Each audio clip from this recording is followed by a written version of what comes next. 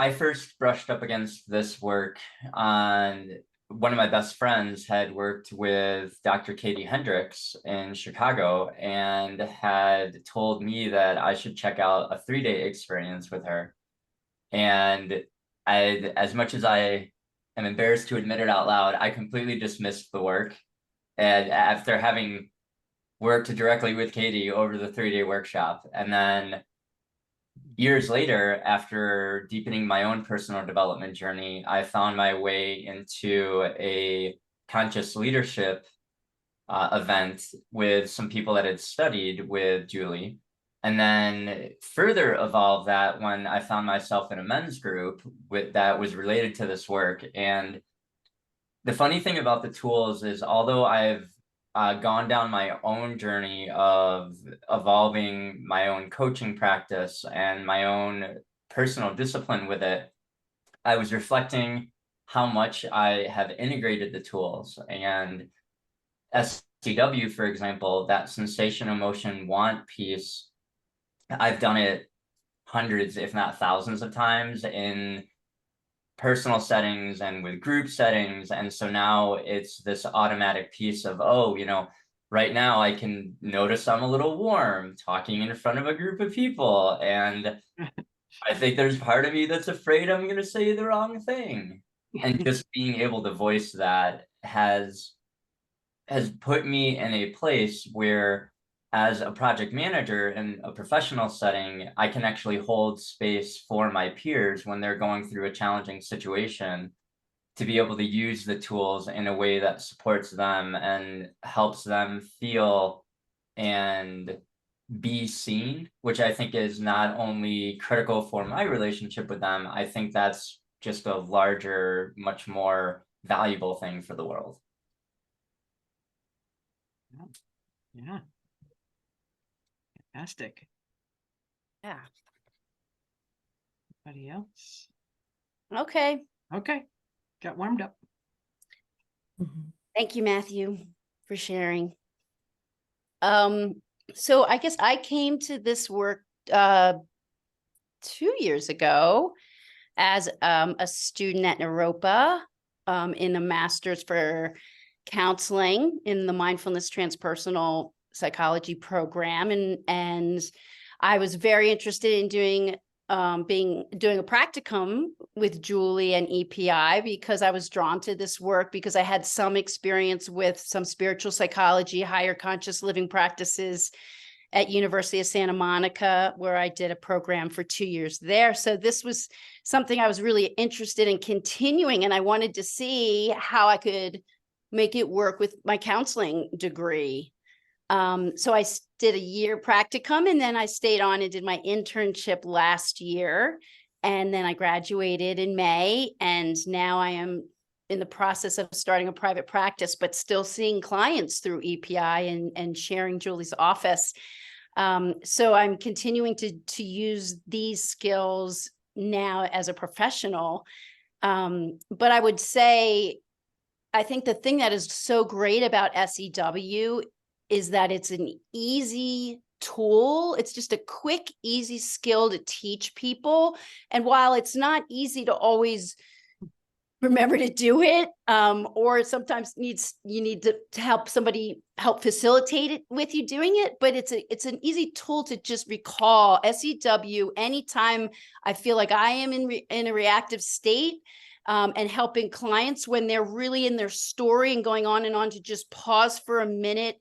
And it's just an easy tool to bring them to their immediate direct experience in that moment. Like they drop out a story and just boom, what's happening. And it's such a different way of relating to our experiences, because I think we're such a heady culture and we're so trying to intellectualize and figure things out from our head, that to learn a whole new way of being and relating to our experiences and to others from our body is it's just transformative, because it's so different and we're not taught how to do that.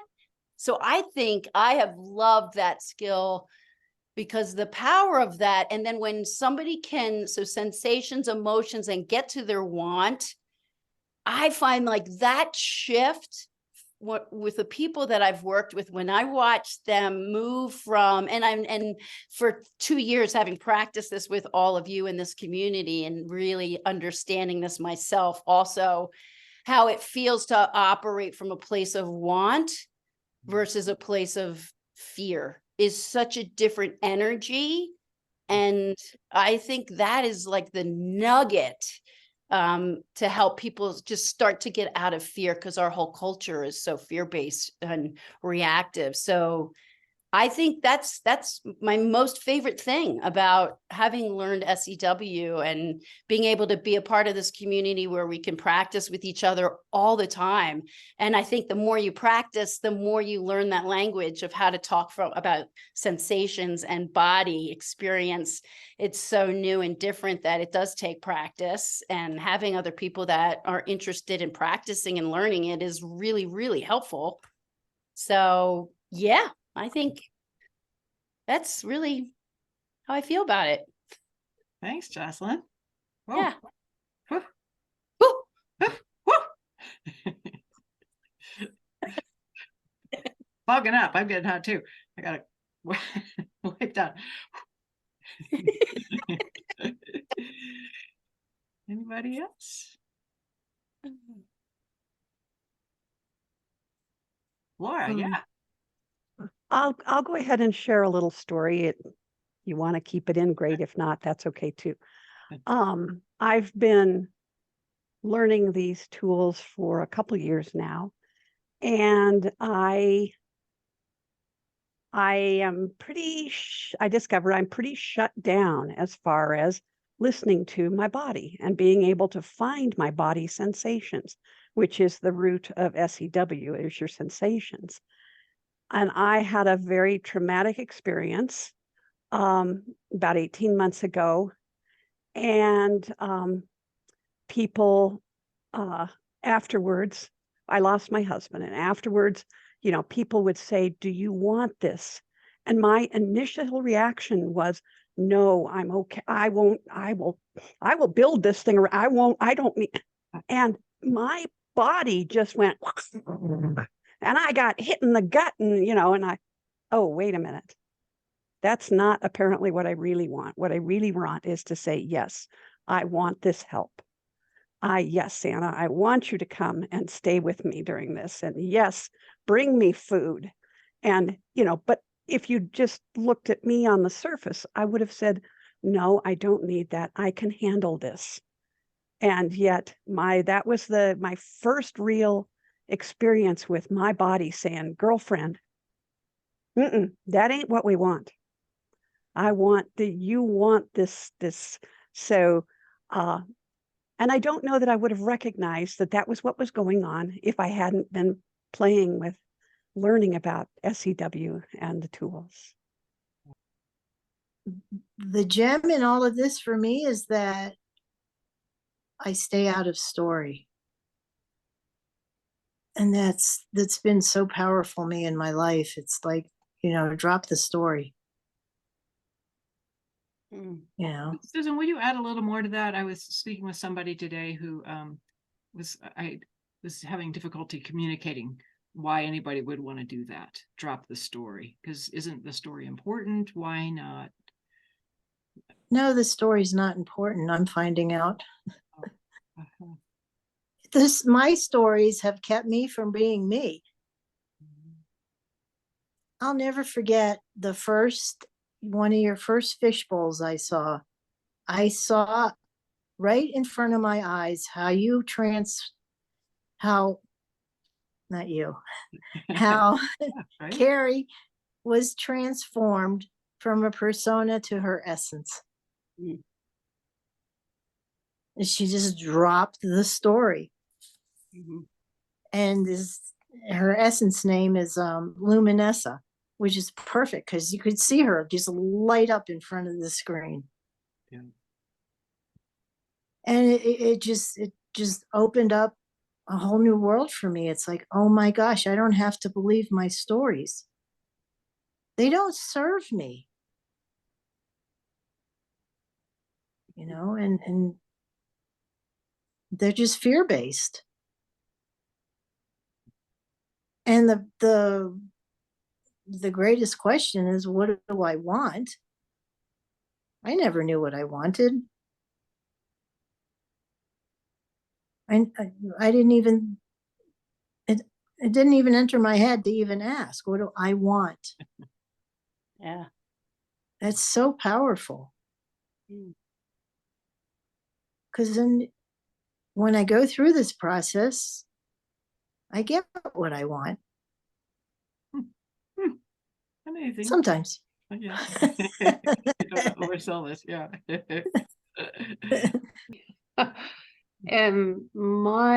The first time I to use the phrase brushed up against Julie was actually at an event with Tony Robbins, and it was his relationship program. And my husband and I were in power struggle and didn't even know that that's what it was. And it was seeing Julie on stage on Tony's stage, talking about SEW, talking about power struggles. That was the first time I actually had a clear insight into what's possible to change within a relationship, both with myself and with my husband. And I've found, because Julie, you spoke about SEW on stage, and I just remember finding it like such a profound piece of technology. It sounds simple. Right. It sounds simple. And even now I still find when I ask myself, what are my sensations? Like sometimes I'm like, I don't want to, you know. And when I relax into it, then I just have the most extraordinary journey back to connection with myself. And even just listening to each person sharing their own experience, I just feeling such energy and appreciation and gratitude. SEW was probably the first tool that you taught that I learned, and I think, like Jocelyn mentioned too, like I use it all the time, and Matthew as well. I use it all the time, and both with my family, like I've taught it to my family, to my kids, and so we get to share this. Hey, I'm curious. This is my sensations. I'm curious what's happening for you. If they want to share, that's cool. What I love too was, Julie, that you steered us into the EPI community, and I've just had wonderful experiences within the community of being able to practice this and other technology that you have to teach. What I think my takeaway from my experience with SEW is a sense of freedom, and just a bone deep honesty, like, oh wow, that's what's true. That's what's true. That's what's really true, not the stories. And Susan spoke about the stories, and the stories anchor me to reactivity.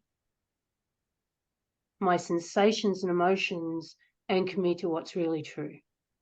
What's your experience of coming in to the community? How was that for you?